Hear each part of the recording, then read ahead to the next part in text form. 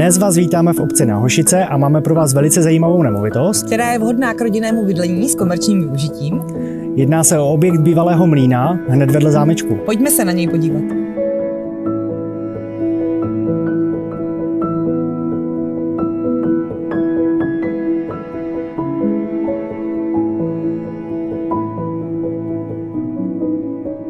Dům disponuje 3 bytovými jednotkami. V minulosti byl využíván i jako penzion, ale je zde možnost i pro nájmu. Je zde spousta možností pro využití. Dříve tu bývala i restaurace.